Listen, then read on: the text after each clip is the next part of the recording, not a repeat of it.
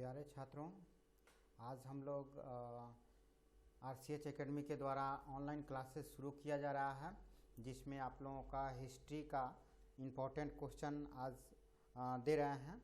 फिर per day हम आप लोगों को और भी क्लासेस देंगे, और जिसमें हिस्ट्री हो गया, ज्योग्राफी हो गया, इकोनॉमिक्स हो गया, यानी आर्ट्स की सभी ये देंगे, आर्ट्स की सभी विषय देंगे। फिर साइंस की विषय रहेगा, और इस तरह से RCH एकेडमी के द्वारा आप लोगों को 9 से 12 तक बिहार बोर्ड की सभी क्लासेस, सभी विषयों की क्लासेज ऑनलाइन कराई जाएगी। तो चलिए हम लोग हिस्ट्री की मोस्ट इम्पॉर्टेंट क्वेश्चन, जो कि इस बार 2022 के लिए, इंटरमीडिएट एग्जामिनेशन 2022 के लिए इम्पॉर्टेंट है, उसको हम लोग देखते हैं। ठीक है, तो यह आप लोगों को लगभग 8 पेज, लगभग 8 सेट में हम देंगे। ठीक है, पहला सेट हम लोगों का है कि सिंधु घाटी सभ्यता की खोज किसने की। सिंधु घाटी सभ्यता की खोज राखल दास बनर्जी के द्वारा किया गया है। और चूंकि ये सभी क्वेश्चन आप लोगों के लिए इम्पोर्टेंट है, इन ये जो है ना कॉम्पिटिटिव एग्जामिनेशन के लिए भी। सिंधु सभ्यता की खोज कब हुई? तो सिंधु सभ्यता खोज 1922 में हुई है। सिंधु सभ्यता का क्षेत्रफल किस आकार का था? सिंधु सभ्यता का क्षेत्रफल किस आकार का था? तो वह जो था त्रिभुजाकार का आकार का था, त्रिभुजाकार का आकार का। ठीक है, सिंधु सभ्यता से संबंधित स्थल रोपण का उत्खनन कार्य कराया था। यानी जो सिंधु सभ्यता से संबंधित ये रोपण स्थल है, उसका ये उत्खनन किनके द्वारा कराया गया था? तो वाई डी शर्मा के द्वारा कराया गया है। सिंधु सभ्यता मेसोपोटामिया संस्कृति की देन थी, यह कथन किनकी है? तो यह जो है सिंधु सभ्यता मेसोपोटामिया संस्कृति की देन थी, यह कथन जो है व्हीलर भी बोले हुए हैं और गार्डन भी बोले हुए हैं। तो यह इस तरह से यह दोनों की हो जाएगी। सिंधु सभ्यता से संबंधित कौन सा पूरा स्थल गुजरात प्रदेश में है? सिंधु सभ्यता से कौन सा पूरा स्थल जो है गुजरात से है? तो वह है भोगात्रा। ठीक है, मोहनजोदड़ो नगर बसा हुआ था। मोहनजोदड़ो कहाँ बसा हुआ था? ये 20 किलोमीटर के घेरे में बसा हुआ था। ठीक है, हड़प्पा किस नदी पर अवस्थित है? तो हड़प्पा जो है वह रावी नदी पर अवस्थित है।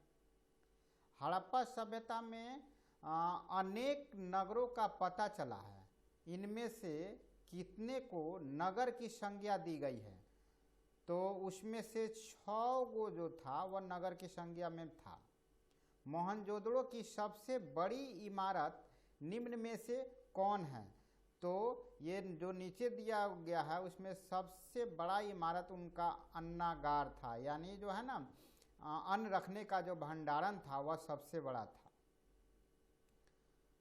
हड़प्पा सभ्यता के भवन निर्माण एवं अन्य कार्यों में निर्मित ईंटों का प्रयोग बहुतायत रूप से हुआ है। निम्नलिखित में से ईंटों का अनुपात, यानी वह जो ईंट यूज हुआ है वह किस रेशियो में था? तो 1:2:4 के रेशियो में था, यानी 1:2:4 के रेशियो में था। सिंधु सभ्यता निम्नलिखित में से किस नाम से जानी जाती है? सिंधु सभ्यता जो है कांस्य युग की सभ्यता थी, तो इसलिए कांस्य युगीन के नाम से जानी जाती है।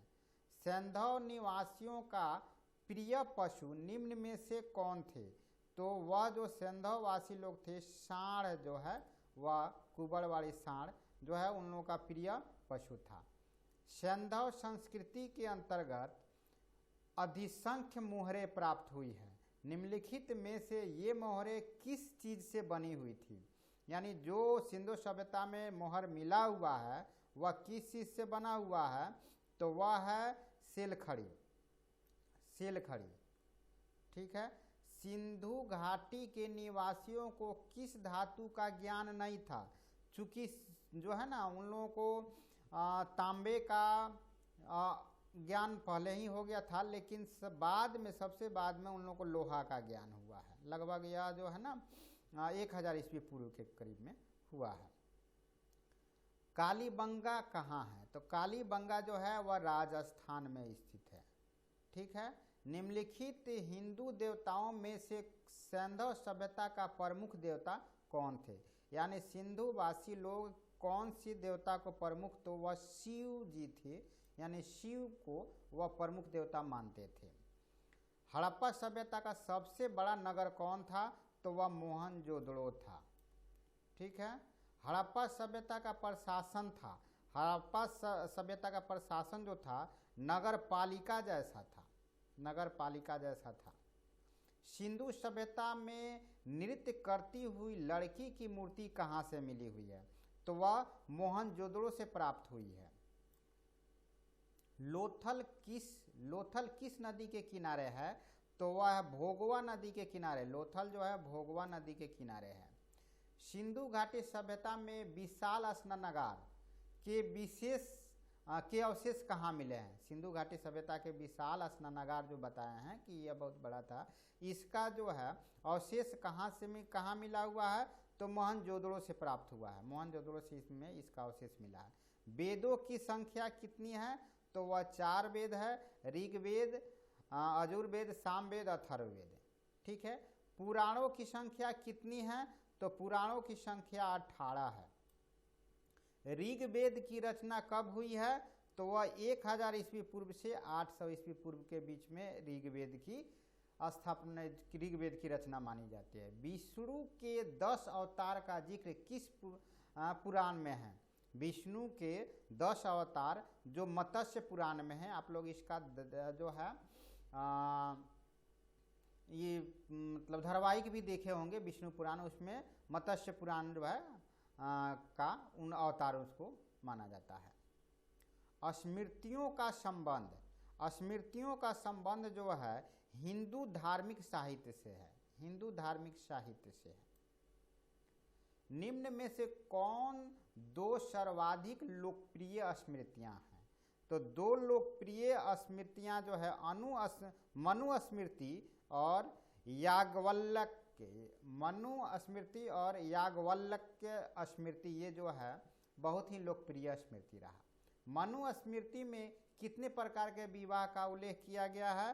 तो उसमें 8 प्रकार के विवाह का उल्लेख किया गया है। ऋग्वेद कालीन लोग किसकी पूजा करते थे? ऋग्वेद जो लोग थे वह प्रकृति की पूजा करते थे। उत्तर वैदिक काल के अंत तक किसकी पूजा होने लगी? उत्तर वैदिक काल के अंत तक ब्रह्मा, विष्णु और महेश की पूजा होने लगी।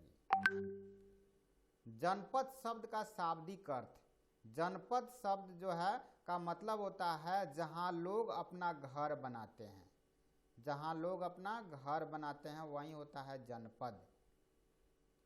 तक्षशिला विश्वविद्यालय कहाँ स्थित है? तक्षशिला जो है वह अभी पाकिस्तान में है। फाहियान किसके शासनकाल में भारत आए हुए थे? तो चंद्रगुप्त द्वितीय के काल में भारत आए हुए थे। भारत का नेपोलियन किस शासन को कहा जाता था? तो समुद्रगुप्त थे। समुद्रगुप्त को भारत का नेपोलियन कहा जाता है। कनिष्क का राज्यारोहण कब हुआ? तो कनिष्क का राज्यारोहण 78 ईस्वी में हुआ है। अम्बा अंबालिका किसकी पत्नियां थी? ये जो है ये विचित्रवीर्य की पत्नियां अम्बा और अंबालिका थी।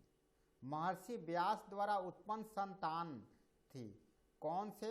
महर्षि, तो वह महर्षि व्यास जो थे उनके द्वारा उत्पन्न संतान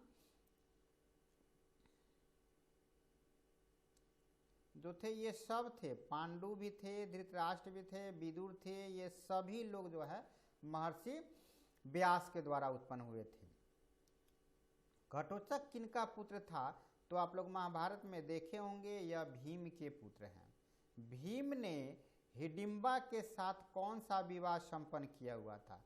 चूंकि हिडिंबा एक राक्षस कुल की कन्या थी तो उसके साथ गंधर्व विवाह किए हुए थे।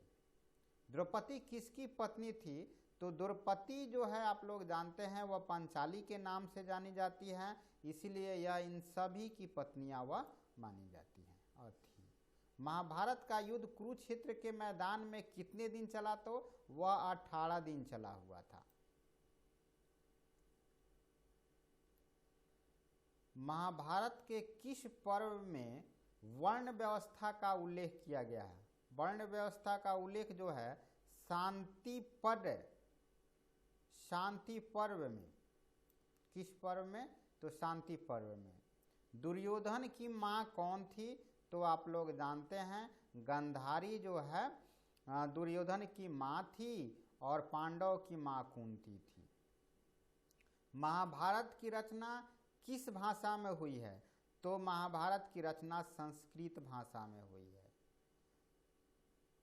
कुरुओं के राजधानी के रूप में उल्लेखित किए गए हैं।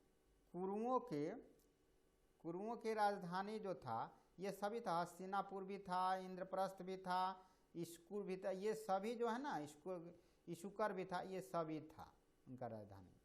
निम्न में से कौन सा नगर पांडव द्वारा बनाया गया माना जाता है? तो वह हस्तिनापुर का निर्माण पांडव के द्वारा किया गया है। पांडु की पत्नी का नाम क्या था?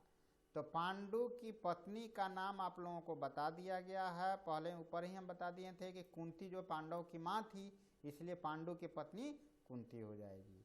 महाभारत के रचनाकार कौन थे? तो महाभारत के रचनाकार महर्षि वेद व्यास जो है महाभारत रचे हुए हैं। कौरव एवं पांडव दोनों किस वंश से संबंधित है? तो कुरु वंश से ये दोनों संबंधित हैं। इस तरह से लगभग हम 50-50 का क्वेश्चन का सेट बना रहे हैं और ये आप लोगों के एग्जामिनेशन के लिए जो 2022 में होने वाली है उसमें बहुत इम्पोर्टेंट है।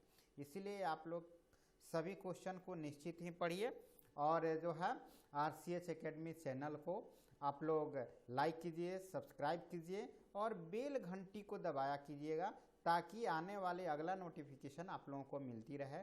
चूँकि सभी विषयों का वीडियो उस पर अपलोड रहेगा, नोट्स भी मिलेगा आप लोगों को। आप लोग RCH एकेडमी नामक जो है ऐप के द्वारा जुड़ सकते हैं और उससे आप लोग नोट्स भी प्राप्त कर सकते हैं। तो ठीक है, हम लोग चलते हैं अब दूसरे सेट की तरफ।